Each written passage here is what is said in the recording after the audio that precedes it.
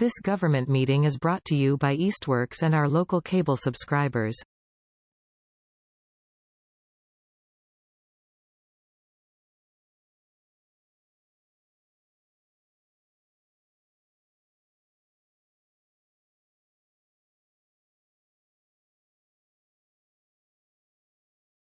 In accordance with Mass General Law, we are required to let you know that this meeting is being recorded. We will begin the meeting with 15 minutes of public speak time, 3 minutes per speaker. Raise your hand if you would like to be recognized by the chair.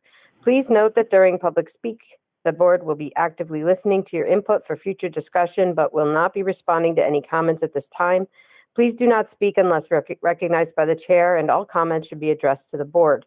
You can also submit a question or topic for later discussion via email to the health@easthamptonma.gov email. Okay, so with that, we will open up for public speak time. Is anyone here interested in public speak time? Please raise your hand. Nothing. All right. Then we will move on to agenda item 2, approve meeting minutes, 6/10/2026. I've reviewed the minutes. I have no corrections or concerns or questions. I also reviewed them. I have no questions, concerns, or updates. Okay, I'll make a motion to approve the minutes from June for the Easthampton Board of Health. I'll second the motion. All in favor, Beth, yes? Steve, yes. All right. Item number 3, hearing for 41 Briggs Street. Ryan, do you want to take us?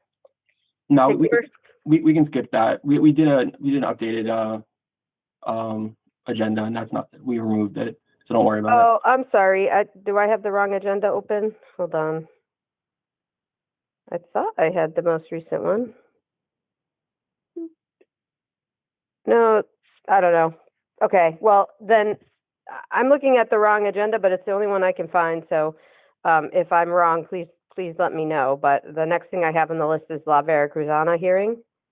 Correct. Okay, all right. So we'll move on to that then. Sounds good. So I'll start, and then you can just go after me. But La Veracruzana is contesting a non-compliance fine of $200 for the June 5th, 2026 inspection at abandoned building for the mobile food trucks. Our inspector Leclerc went out there, inspected La Veracruzana, noticed their back door was open of their food truck, instructed them that the back door needed to be closed due to prevent insects and pests from entering. Then when she went on to do other inspections, she observed again that the back door was left open, and then informs them again that the back door needs to be closed. And then was it a third time as well, Kelsey? It was a third time, but at that point I was on my way out, and that's when I messaged you so that you could take care of it from that point. So I addressed them twice. Gotcha. So that messaged me. I showed up at abandoned building probably 50 minutes later. I observed that the mobile food truck back door is again left open. So they were sent a invoice for 2 fines of non-compliance, with one of the fines being waived if the 2 employees of the mobile food truck took a food protection manager or food safety online course. Okay. Do we have someone here from La Veracruzana who'd like to speak?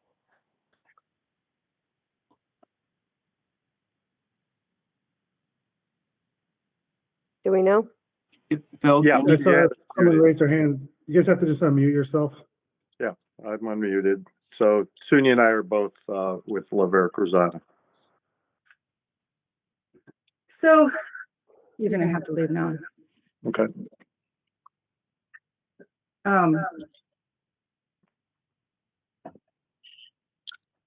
sorry. For some reason, I can't hear, so he had to come in so I could hear the sound, but then when I speak, there's an echo. So my employee did not want to show up, but he had a little bit of a different take on it. And I think that when he had it open the second time that Kelsey saw it, according to his account, he was going out and getting a bag of chips. Yes, he did leave the door open, but he was just going out, getting the bag of chips, and then returning right back into the food truck. That is his accounting of it. And so then it's not necessarily, and then from what I understood, the door was kept closed. If it was open, it was open for a moment. The two of them they're not people who challenge something like that. They didn't feel like they had disregarded Kelsey's request. And then really when, in their minds, when it really started escalating is when Ryan came, and I mean, there's various letters of how he approached the truck and how he addressed the employees. To one extent, one of the bystanders, customers, thought they had the front door open. It's not where they didn't understand it, because we have the food covered inside the food truck. And so there's a window that's in the food truck that pests can get in. There was a front door that was open. They were referring to the back door where they had usually gotten airflow. We have left that back door open in the past because we do have our food covered. Like if we were at a temporary underneath a tent where we could cover food. And I think that really they didn't feel like they got a chance to understand what to explain to either Kelsey or Ryan what they did to mitigate having the door open, which was having all of the food covered. In the Bain Marie, they close that lid down when they're not using it. And for the steam table, they have metal lids that they cover. So in their mind,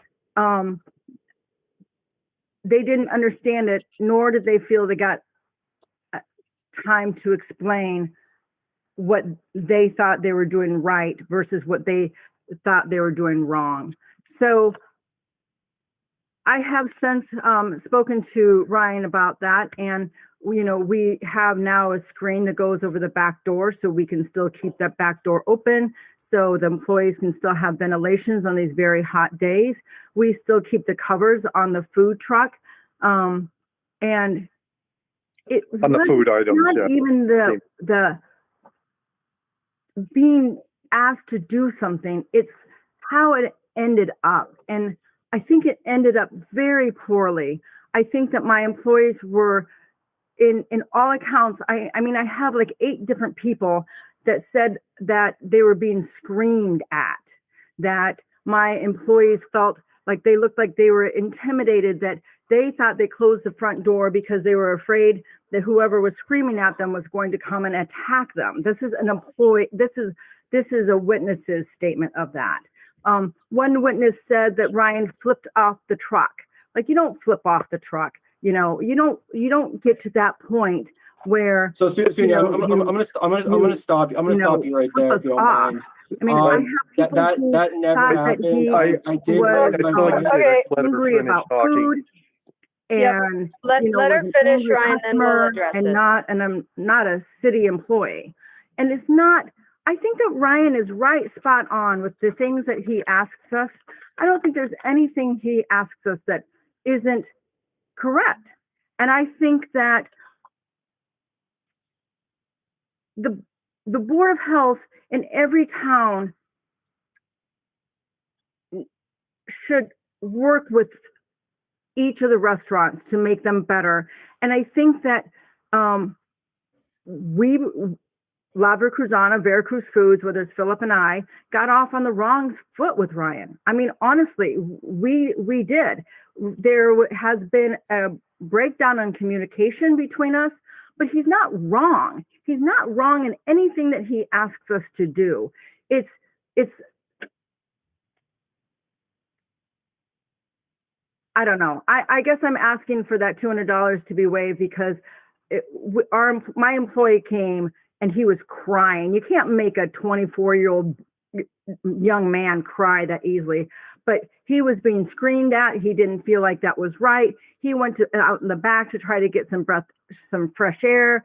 I was told that Ryan followed him. And now you have to understand that I was not there. I was not there. I didn't see it. I just have the witness. I have letters from people who did see it and who were there. And, if you wanted to reach out to any one of them, you could, to ask what had happened. I don't think that my employees got a chance to even voice their question or their understanding of it. So I don't think it's a fair fine. I think that my employees, from every account that I had of them and the witnesses said, they were being compliant, but again, I wasn't And I there. think and if I can I'm just just add, having what they're telling me and what these witnesses are telling me. and if I could just add on the food truck aspect of it, Kelsey, I believe you did the inspection on the food truck for the permitting, maybe 6 weeks prior to that. And the food truck was set up for your inspection exactly as it was during the event. And, we've talked to different communities before, which is, when it comes to the requirements of screens and or covering, which is why we choose to cover, not only because it lets a lot more airflow in a hot environment, but it's really no different as if we had a tent and a table set up. And, that wasn't addressed at the time of the inspection. Subsequently, after this, obviously, if it's something that needs to have happen, even though we do have, covers for the food, which is how I kind of understand the code to read, and a cover that goes down and then the bakery. So be it. We've got a screen on the back door now. So.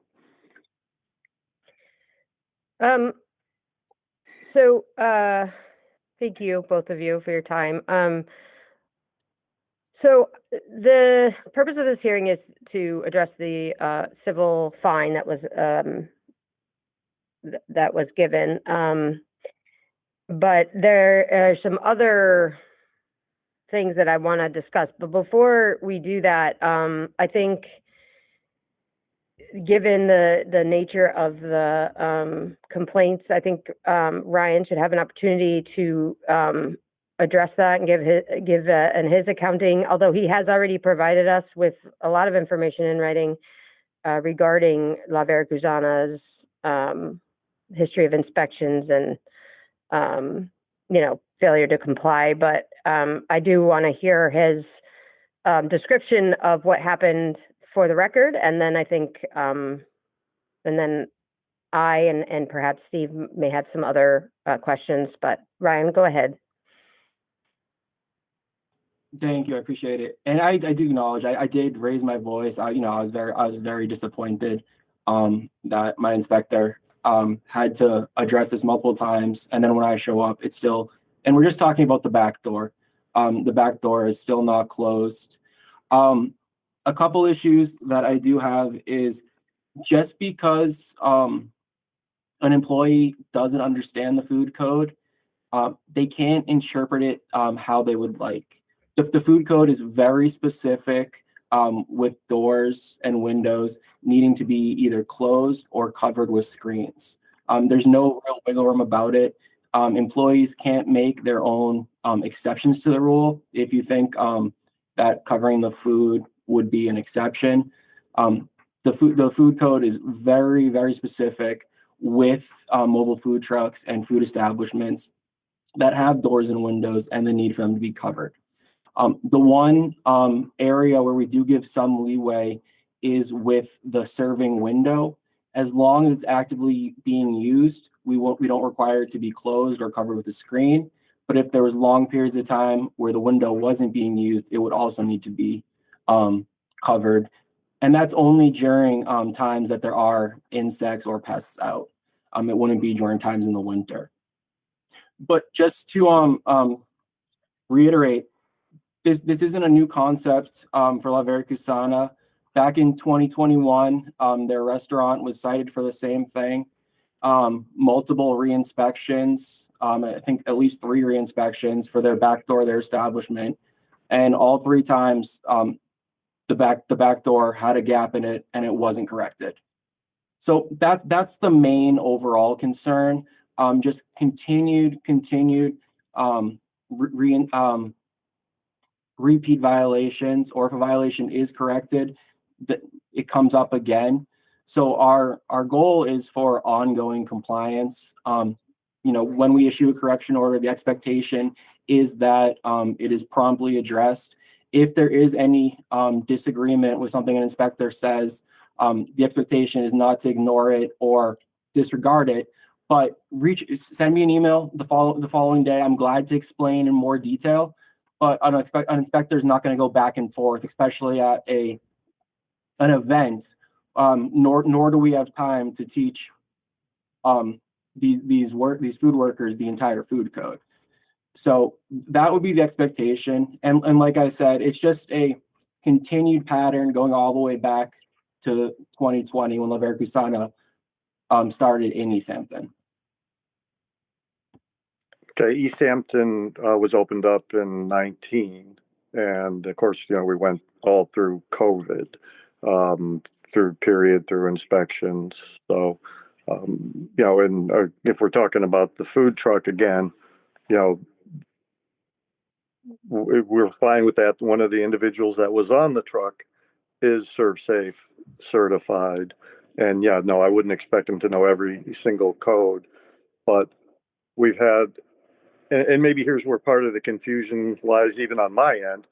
If I'm in one community and they say, no, this is how you can address the rear door situation by covering the food, then on a 95-degree day, that's what we would do. Obviously, in Easthampton, we now have a screen door. It's not that I argue against the code, and it's not even that I argue that, if you went back and you saw the door open again, and, and I'm not wanting, Kelsey or you, Ryan, to sit down with a tutorial for my employees. They just wanted to have a quick discussion. I mean, when you came up, there was at least 20 people in line, and you came screaming up. That's why there was so many people who wrote in, that was easy to still to talk about what they witnessed. It's not the code. I think that any code, we can address the lack of compliance in the restaurant. I think that you have a valid point there, and I think the Board of Health in any town, in any city, only tries to make the restaurants better. I 100% believe that. And when you're able to have a working relationship with the health department, it only makes your restaurant better. And we don't have that. That's what's lacking. And it's not, so I'm not saying that we're ignoring or trying to be non-compliant and stuff like that, but I didn't, in the beginning when you came, we had a manager that really didn't communicate well to you guys, didn't communicate well to me, and it got you and I and us on a bad footing. And I'm not saying that beforehand, he was there a year before you were. And so the whole non-compliant thing could have happened. I'd ask him how it went. He said, yeah, I got it all taken care of. And then I'd find out that it wasn't taken care of. And then I come in and we try to fix things. I think that, all I want to do is to move forward. And, we have things in place to try to move forward. We've got somebody that's coming in twice a week now to go over things. We have checklists now for things that we've had repeat violations on with you, assigned to people versus just assuming that they're going to get done. I mean, we're trying to address it, but it still doesn't change the fact that what happened that night was unacceptable. I mean, I don't disagree with you with the code, like what Philip says, shame on, we have a place down in South Carolina, and South Carolina, the state of South Carolina checks all the restaurants. So it doesn't vary from town to town. I know that Dan Constantine is trying to do that with the food truck, with the fire part of it. I'm not sure if the health department will ever get to that place and that point, but it does vary, to Philip's point, from town to town. I mean, and you know what?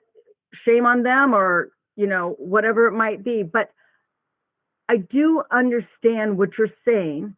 I think my employees did not feel heard. They just wanted to understand and to maybe have a little discussion. They didn't ask for a tutorial. They weren't asking for that.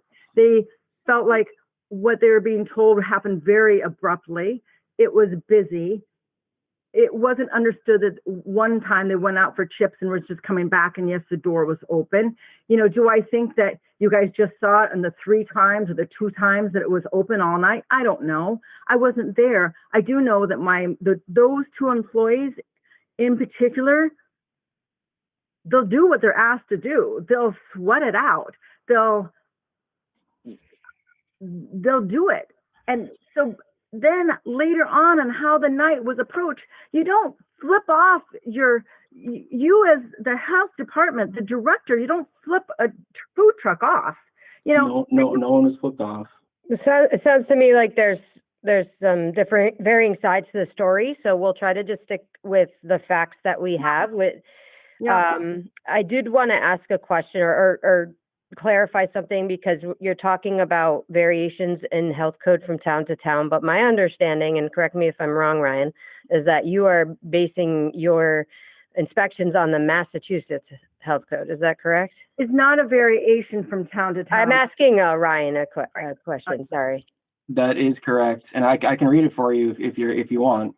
Well, did you include this document you sent to us? Did you provide that for La Veracruzana as well?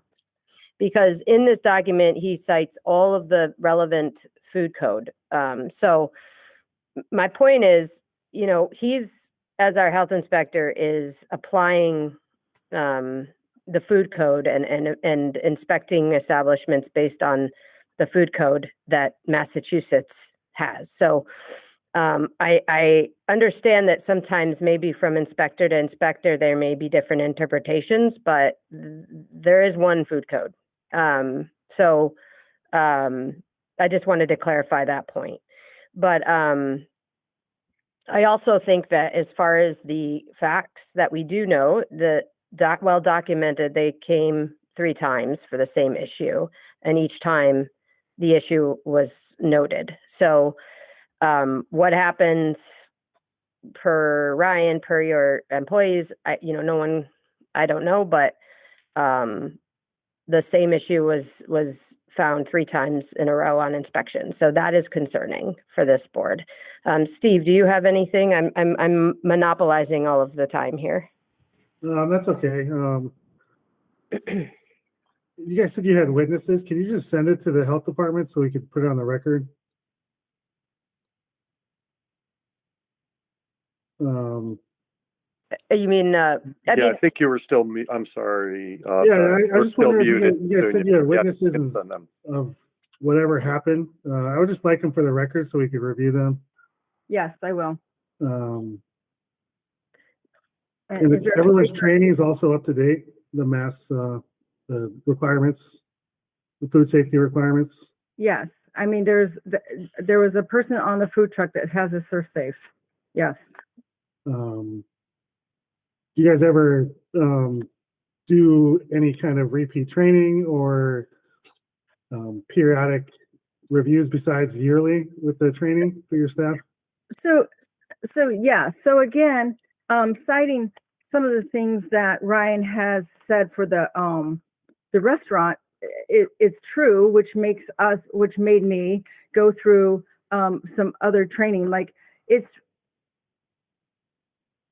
again, everything that I think that Ryan is saying is true. He and I might have a little bit of an issue with the delivery, and I might have a little bit of issue with hearing it, or it might be, but what he says is absolutely true. So when he says, you might need to retrain I would like to see some retraining. So in the past 2 weeks, since we have spoken, we have done that. I said, here's where this book is. Why can no one find this book? Why is this book hidden? When he comes and he asks for it, when he comes and he asks for this, why can no one speak up? Why can so we are doing retraining for the employees because Ryan, you are absolutely right with all of that stuff. I have no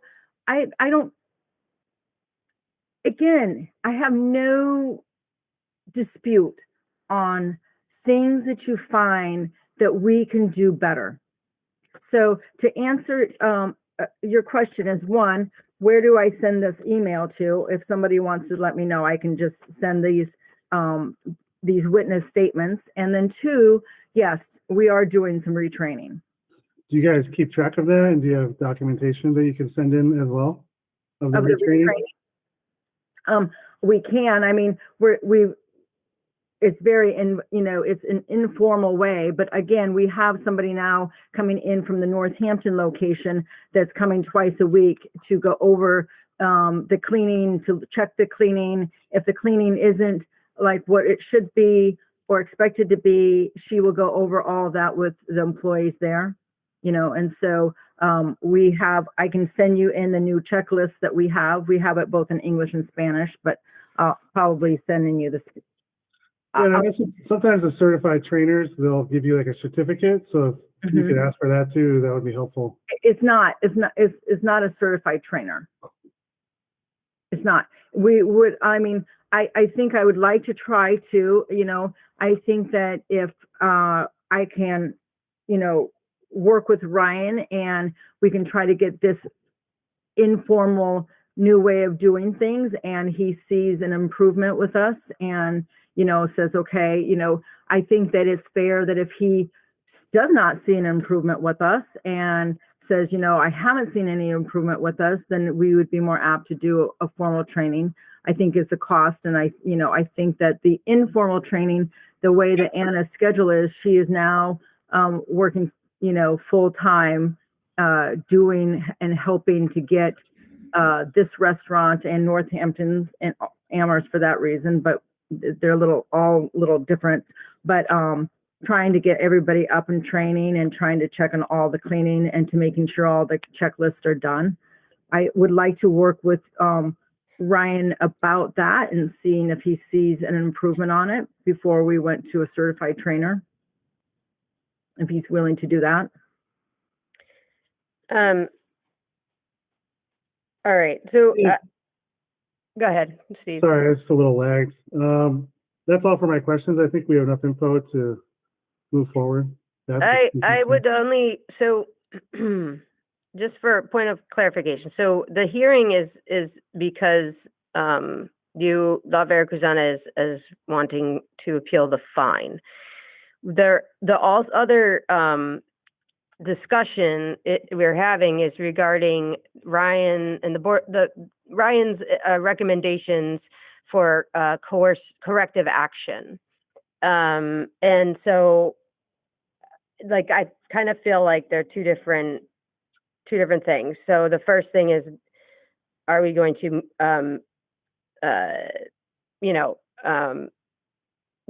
let them appeal this fine? And that's where I think, it would have been great if the employees involved were able to be here and give their side of the story. But since they aren't, if you think it makes sense, Steve, we could review the statements that they have and then make a decision on that one piece, the fine.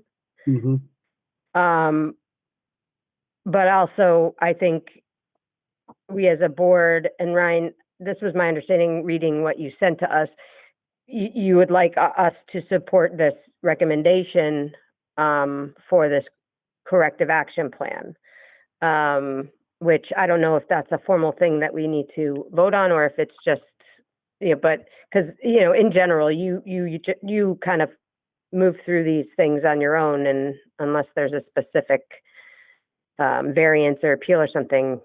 Typically this, so I just want to hear sort of what your expectations are and what you want us to do as a board at this point. Yeah, of course. So I would like a corrective action plan, but I would also like the board to order formal training by a certified food consultant and for all staff at La Veracruzana. I've only been here a year and a half. We have 6 years from when La Veracruzana started here of poor inspection reports. In the past 6 years, there have been 12 routine inspections. All but 2 of them have required a reinspection due to multiple violations, many of them repeat violations. The 2 routine inspections that didn't require reinspection, one had over 11 violations and should have been a reinspection, and the other one was done a month after a previous routine inspection, with the main focus on enforcing the city's plastic ordinance. So I think at this time, it's been 6 years, and I do think Sunia's right. I do think there is some type of issue between the health department and La Veracruzana where I don't know if our normal inspections, re-inspections, monetary fines is effective. In the past, it hasn't been effective. And this is nothing against La Veracruzana. This is just the food code. I've only done 1 official inspection for La Veracruzana. There's been over 5 inspectors over 6 years, and they've all had similar difficulties with getting La Veracruzana into compliance where they need to be. So I would recommend a compliance plan, a professional food consultant for staff training. Okay. I have a Go question ahead. on that. Thank you. If you look back on some of the reinspections and stuff like that, it has more to do with a lack of getting floors repaired, getting, like he said, the door jamb fixed. Philip, can you close that door because I can hear that echo? Sorry. Yeah.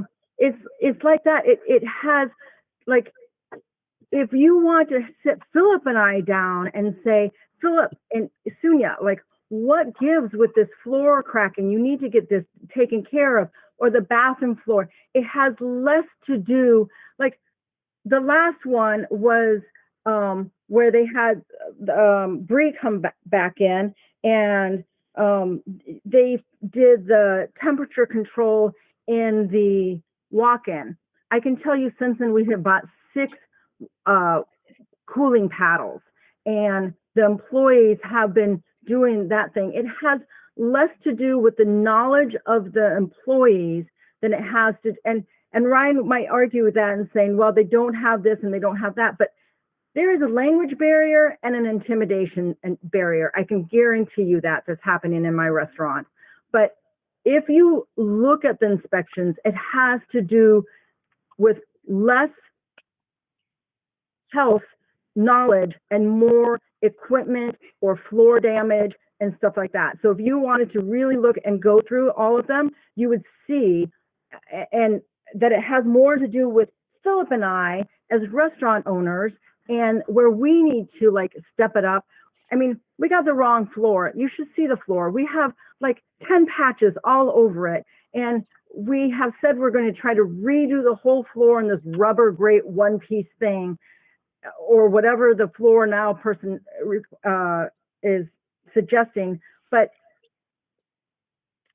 that floor is terrible. It cracks. It's an old floor. Whenever some movement happens or water gets underneath it, it cracks. It has more to do with us than it does with the employees, if you look back in all of the health reports. So I'm just looking at the July 2026 inspection where there was reported, cooling, cold holding issues, hazardous foods held outside required temperature. This is just this month. That's the first time that's ever been cited like that, though. And that was with Bree and the other gentleman, and they checked the temperature inside the walk-in with these 5-gallon things, and the temperature hadn't gotten down to the cooling temperature it needed to from the night before. We were told to discard the product. We did. Ryan said, I will mark this as corrected if you dispose of it right now, which we did. Okay, when you said Bree, I'm sorry, I was thinking of when Bree used to be our health director, so that's why I thought you were referring to something that happened several years ago. Oh, no. Sorry, My mistake. Bree, who's now at the training hub, her and Okay. Tom, another regional trainer, were there as well. Right. Inspection. My apology, that's my mistake. Okay. So then if you look at that last health report, it will cite that, which we are educated in the training, and Bree gave us some like little things that we've laminated now and put up, and everybody, we have the paddling things. And then in all reality, it was a bathroom that we don't use that we've cleaned up, and the sign had fallen down, and paper towels, and then the like fruit flies. And it was the third hottest day of the year. There was some fruit flies around our plantains and fruit flies around some empty bottles downstairs in the basement where the kegs were kept. But all the other holding temperatures were great. Bree and Ryan had said, and it was just, again, the floor maintenance and the gap thing. I mean, he even said we did a great job with the mops things. I mean, if you look at our back reports, it is freaking Philip and I, not where they're coming in, not without gloves on, not with, it doesn't, the holding temperatures, they know, they keep.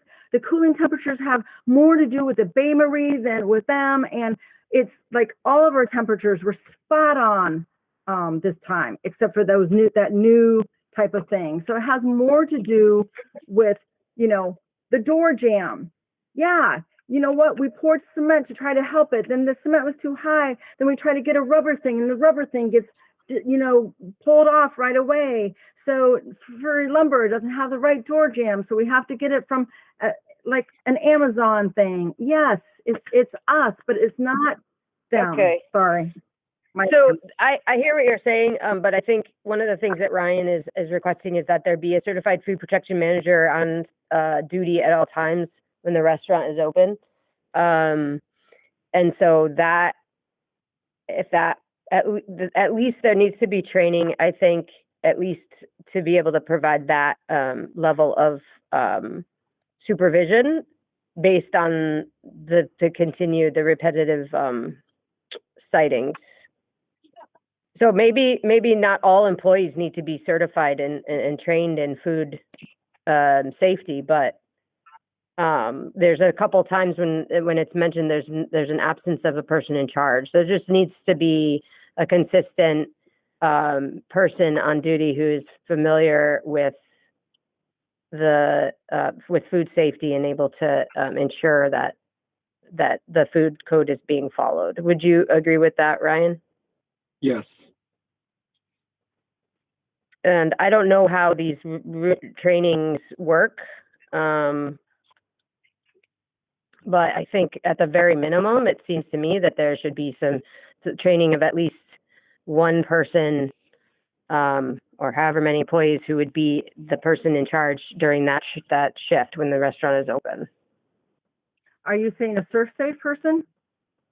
Well, Ryan, is that the same type of training that you're speaking of, that you're referring to? No, and Kelsey can speak more into it.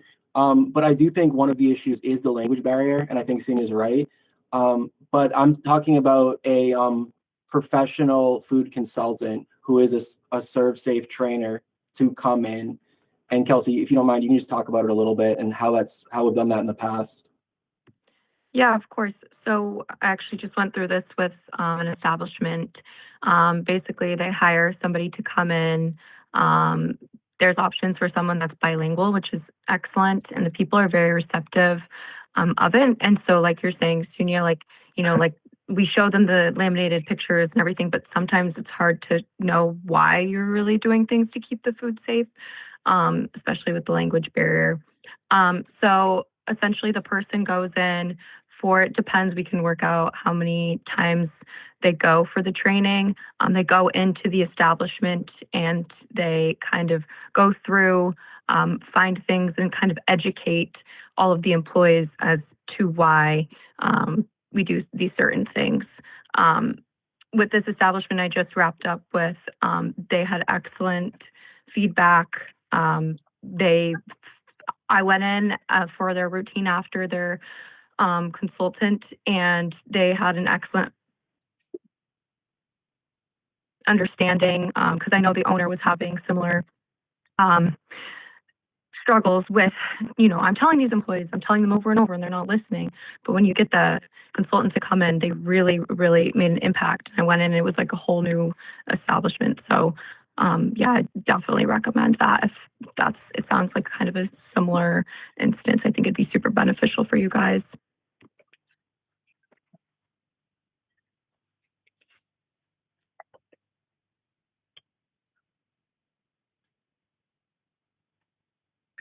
I think that, again, my employees don't,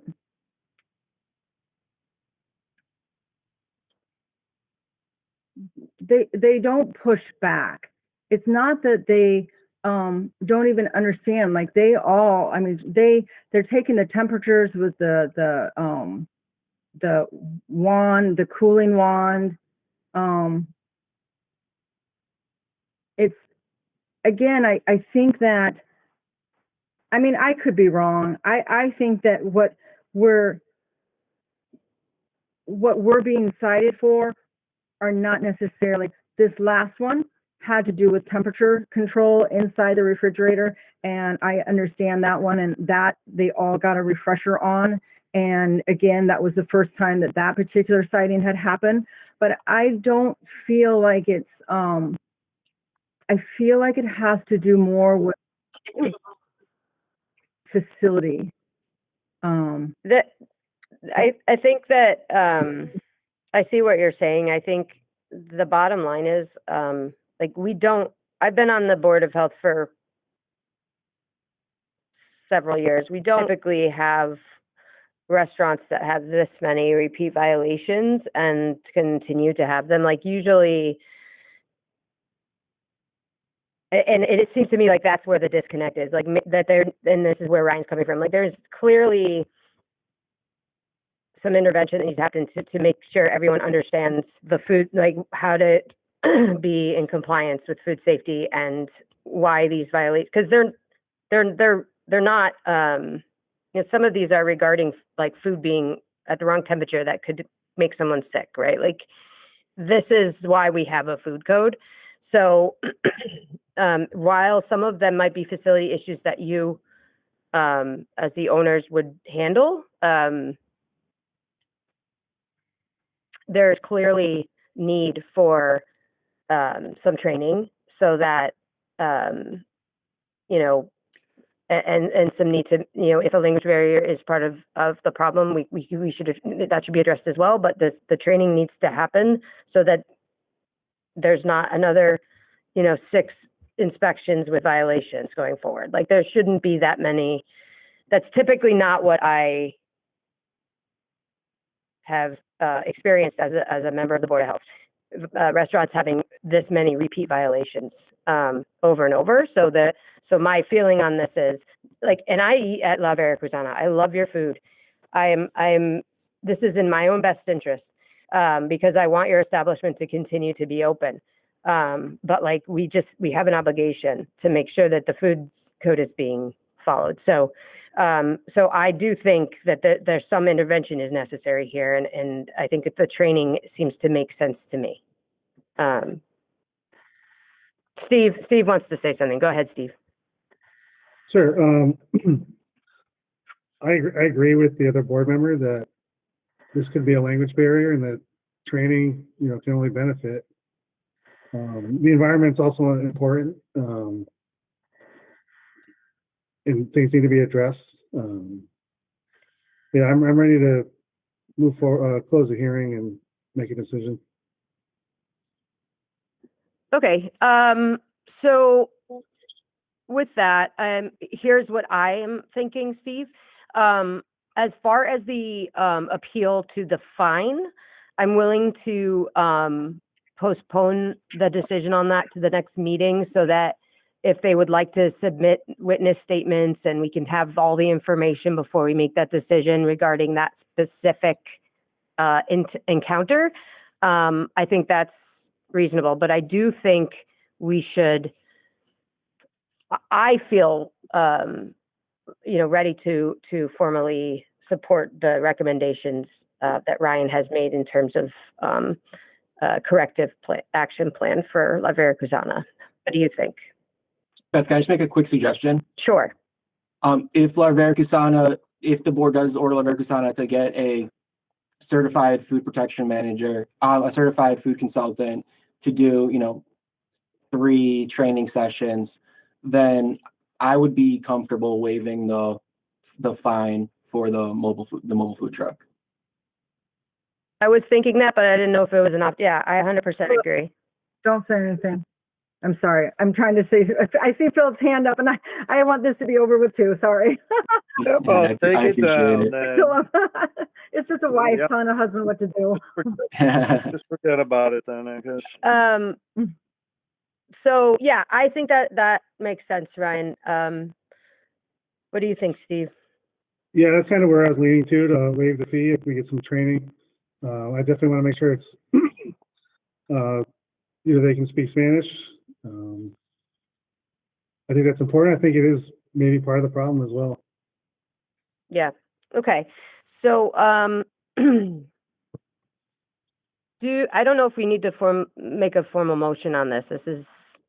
But we can just for completeness. Okay. That we are in agreement with the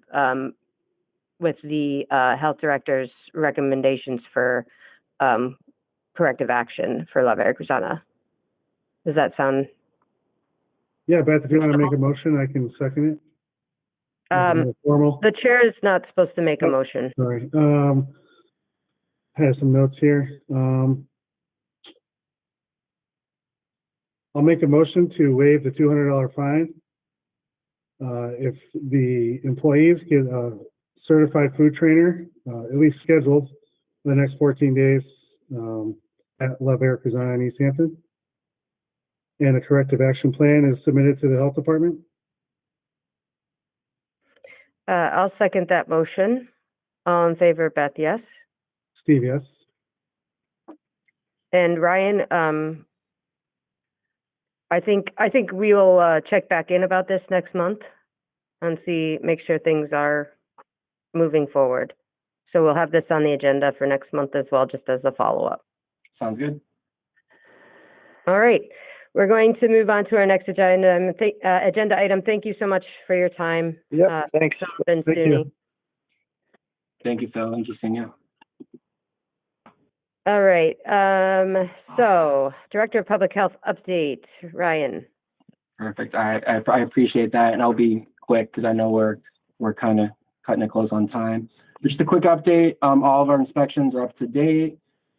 We've been doing routine Food Truck Friday inspections. It's been going fairly well.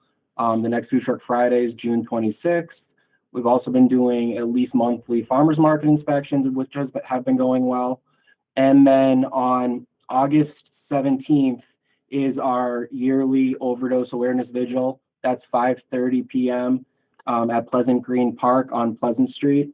And that's just opportunity for us to come together as a community, honor those we have lost to overdose, and then to support those that have been impacted with overdose.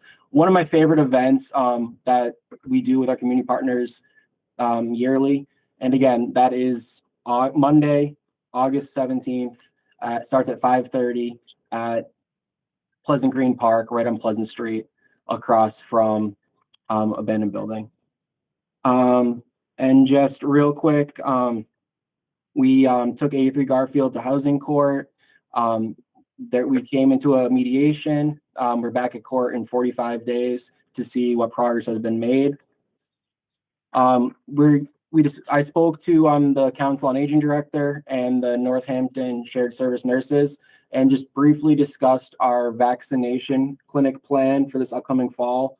We're in agreement to do the same thing we did last year, which is in September to have the drive-through vaccination clinic at the Public Safety Complex, and then a month later have a weekday vaccination clinic at the Council on Aging. We're just looking to set those exact dates. And then, lastly, as always, anyone can reach out to the Board of Health for any harm reduction supplies, Narcan, fentanyl test strips, hygiene products. And one new thing we just got for this summer is tick kits. If any household would like a tick kit, feel free to stop at the health department or just send an email to health@easthamptonma.gov. The only request is just one tick kit per household. All right, thank you. How about Kelsey with our health inspector update? I just have a quick question. Oh, sorry, Steve. Sorry. That's okay. I'm hungry now. I know, right? Ryan, do we need to vote to get the grass cut on Love Field and have the city invoice them? It's like a jungle. We could try. I could talk to the city about cleaning up abating the violation and then citing the property. I did speak with the land attorney and the treasurer. I know that property is moving forward in tax title court. Okay. So there should be some action happening in the next month or so. Yeah, I mean, if we don't have to vote on it, that's fine. I just, some people were complaining to me, and I don't see why not. The city couldn't, do the work and invoice them. I agree. Okay. Thank you. All right, so Kelsey, you're up. Is that an item for the body art on there for body art regulations? Yeah, it's number 7. It's the next agenda item. Okay, so should I just go right down into it then? Yeah, I mean, so I read through your health inspector update. It was thorough. Unless there's anything other than the body art that you want to point out from your update, we can move on to 7. Steve, did you review her update? Did you have any questions or anything? Yeah, I reviewed it. No questions. Thank you for the continued work. Yeah. Cool. So if there's nothing you want to highlight from there, then we can move on to agenda number item 7. Yeah, I think the only thing was today from veterans. Tom came in about 166. They have Alvarez there cleaning some stuff up. 166 Holyoke. And so he's working with me, popped in today just to give me a little update. So get some stuff out of there, but we'll start from there. But that's pretty much it. Everything's the same in 531 East is now on the list to go to housing court. Great, thank you. Yeah.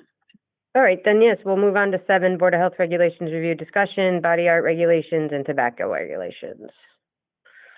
Awesome. So yeah, about 2 months ago, the health department received an anonymous complaint alleging that a client had been sexually assaulted by a licensed body art practitioner during a tattoo appointment. Obviously, sadly, Brad resigned from the community health worker. But after we received that complaint, we've never had anything like that. We decided to band together and reach out to the body art establishments and just kind of reach out to them of things that we could kind of tweak in the body art regulations for situations that happen like that you never think could happen, just for preventative measures. Because other professions like cosmetology and things like that, massage therapy, they all have state board of licensure, and body art does not. They're all based on the municipalities. So we had discussions. We had 2 roundtable discussions. They went great. We kind of just reached a little consensus that there's just 4 things: creating an anonymous complaint pathway, So that's like putting a QR code in the aftercare card.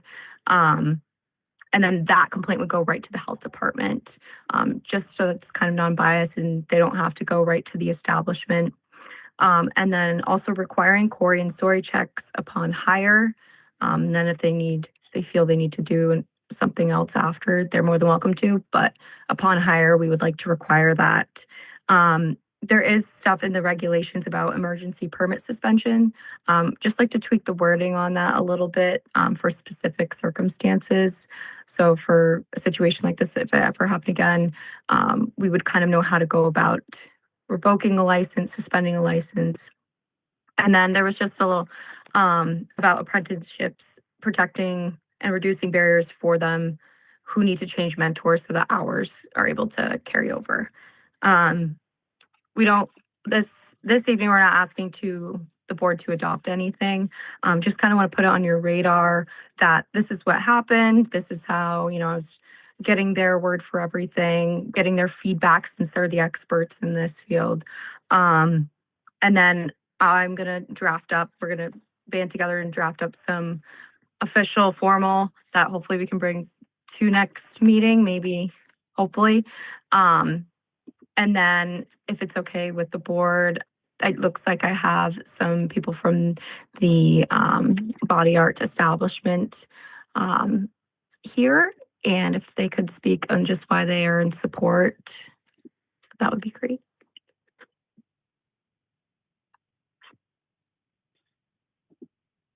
Anybody? Patrick, do you want to go first? Yeah, it looks like Max is ready. Do you Or wanna Max? speak It first, doesn't matter. Max? It's like he's taking a break from his tattoo. That's awesome.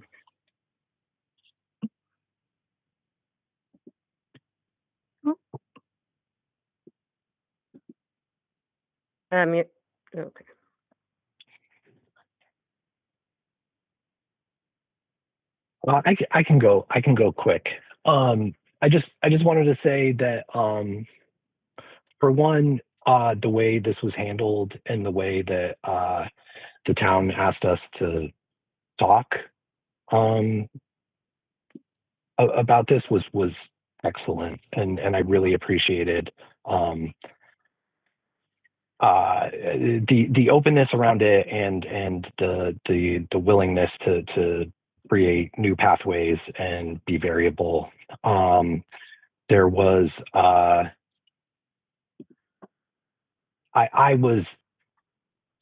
was really concerned and frustrated hearing about another situation like this. I had never heard about one in particular in Easthampton, but it's a thing. I think in all industries, but yeah, the way Kelsey handled it, I felt like was excellent. Anyway, I'm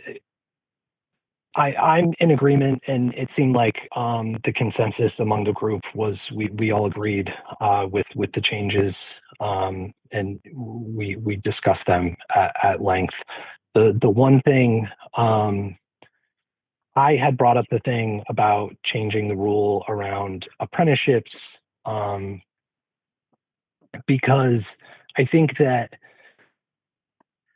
when you tell someone that they can't leave their training or their job or whatever without the potential of having to like kind of restart many hundreds of hours of training, that is really unfair and opens up a lot of doors for coercion and getting people to stay in situations they don't want to be in because they might lose their entire opportunity for an apprenticeship even. And so I think this is a pretty easy fix to that requirement. Thank you. Can I add just something into that? Yes, of course. Because I've had a few apprentices, and one that, as he had just done a few tattoos and a handful of tattoos, he was probably about a year and a half into his apprenticeship, and I know that it's a 2-year apprenticeship license. What is protecting, let's say, the person that's trained an apprentice, right? Because the expectation is that you're teaching an apprentice, and that there's a mutual respect that that apprentice is then going to continue working at the studio. And now you have someone who is leaving a studio to then essentially work at another studio's benefit, or let's say possibly open up their own studio right after. So that's where, that transfer of hours and everything like that, is there any kind of maybe something with language where there's a meeting with the studio owner or an interview or that sort of thing, talking about like transference of hours and how an apprentice left the situation? So I've had apprentices get very far in their apprenticeship and do a few tattoos and then realize that that wasn't for them, and the responsibility of tattooing and the weight that it carries isn't for them. But I have my last one, or not, actually my current one is still with me. But my last one did a handful of tattoos and is now often kind of tattooing people on the side out of his house, maybe. So, and I don't know if that is based on his concern of not, at the time when he went and talked to Ryan before, or Brian, on whether or not his hours would transfer, or if he would have to start over, if that was a deterrent. But I'm curious to see, like, if there is a way of doing a little bit of a check. I do not want to keep any kind of apprentice in a shitty, or in a situation where they feel uncomfortable. They feel like they have to remain in the situation because something is owed. But there is, in the tattoo industry, like there's a level of like respect sort of thing, like time in, time teaching. Like no one wants to charge for an apprenticeship because that then becomes very predatory too. So what is there to kind of keep, that beautiful thing that is an apprenticeship and learning how to tattoo without people abusing that system to learn something and then open up something down the street? Seems reasonable to me. What is the current language regarding apprentices and transferring of hours? It would be section 15 apprenticeship standards, and then it would be E1 tattoo apprentice. The apprentice period shall be a minimum of 2 years, and the trainer shall be responsible for documenting successful completion of all procedures outlined in section 15E on a form provided to the health department. There will be no maximum amount of time for the apprenticeship. The apprentice's approved trainer will be responsible for submitting a letter to the board stating the recommendation for a full permit. Okay, so it seems like you could theoretically, if you're keeping track of all of the apprentices' procedures and all the work and the hours they put in, and they decide to leave, they could take that with them. That is not complete. You're missing the part. You're missing the part where it says that if they start an apprenticeship over, they start at 0 hours. Oh, which is, okay. Oh, thank you. Okay, so that's the language. Ryan, can you send that to me? The Word Yep. version and the Yep. other one, the one on And file? and I'll I do say understand, like with Patrick, and that is rough. That Like is having to put in and spend a lot of time that is learning. rough. that's insane. And, Yeah. and What's could the be rationale behind easily that? used to coerce someone with violence, sexual violence, etc. You Yeah. like when I teach people how to tattoo, I do it with the expectation that they would like to continue to work with me. But if they would not, then I don't want them to work with me either. And that's okay. Mhm. And like I get that like you are teaching people so that you can have them work alongside you and they add to your coffers or whatever, but like I think that like the way you convince someone to work for you is to be good to them. And if you get the vibe that they're not a good fit for you either, then you can tell them the apprenticeship is over. You have that protection. I bring this up Yeah. because I think it's important that Mhm. for obvious reasons, which I explained. Steve, you had your hand raised. What's the rationale of starting over? Do you guys have some history on that, or has that always been a thing? What's the rationale of starting over? Yeah, if you have 199 hours and you have to start over, I what's assume it's so Well, that someone if can. your mentor is sexually abusing you or violent, what I'm saying? Is there like a then maybe you want to standard? leave that Yeah. situation. Is there like a standard where that comes from? Like you have to start over if Well, you don't No, complete your hours. no, that's just the law and Yeah, the law of the Nothing. land No one here. was ever consulted on that. I don't believe my as far as that. if you're giving free training because you're the expectation is that they're going to stay on and work at your studio, correct? This is what an apprenticeship is. Basically, you're not charging them. For some. So my feeling is, and I could be wrong, but I could see a tattoo artist wanting to have that clause because someone could just get all their free training and then just leave and That go is a somewhere risk you else. run, I suppose. I don't know. I'm just No, I think theorizing. it's good. I was just curious as a background. Yeah. I like to see the whole. I like to see the whole document and just read through it. But either way, I'll send it to you, Steve. Let's definitely keep this conversation going.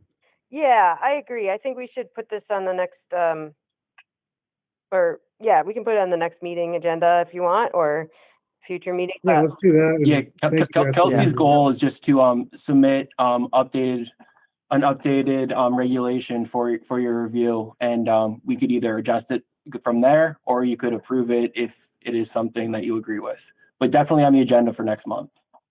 Sure. And my last question is, if this person was abused, did they go to the police? So from my understanding, the person chose not to report it. But they wanted to tell you. Correct. They told us because we're the ones Good. that issue their permits. But So, it's also a Um, crime too. That's why I'm just a little confused. yeah. It's up to that person. Well, you For sure. should look up why people who are sexually abused don't go to the police. Right. I'm familiar. All right. Okay. No more questions. So yeah, let's talk about it next meeting. It often- I'm the- certainly in agreement that seems like an unnecessary clause to be in there. So I'm open to revising that for sure. Yeah. I mean, just to be clear, I don't feel like it's fair for someone to have learned so much and then spend another 2 years starting from zero. Mm-hmm. Like, what I'm trying to, I think, get at is like open a conversation, like to find out, like, let's say they want to work and start and transfer an apprenticeship and get that license, to then, like, if there's documentation and, if you're doing everything kind of, you would like to be like, all right, so you would have someone end that meeting when an apprentice leaves, or that sort of thing, or like a termination. So then there are, are witnesses and what have you, Mhm. but also to open up the conversation of like, what is the point, and like, why, what is now the intention of, because there are people who, can be very greedy. And unfortunately, like the tattoo culture, I can't tell you the amount of people that just walk in and, you tell them to come back the next day and they just want an apprenticeship right then and there. It's changed. It's not what it was when I started. And I had a terrible apprenticeship. And I worked at a studio where I was bullied and abused and this, that, and the other. And I never want to give that to someone who learns from me. It's also, in turn, I don't ever want anyone to feel that. It's also kind of protecting the sanctity of like apprentice mentor, and keeping someone from doing something, learning for free, and then immediately jumping right next door and starting to tattoo right then and there. Mhm. Thank you, Okay. thank you, gentlemen. Yeah, thank you so much for your time. Appreciate it. We'll you. revisit this next month. And I just quickly want to say, we have some of the best tattoo establishments I've ever seen in Easthampton, compliance-wise with our inspections.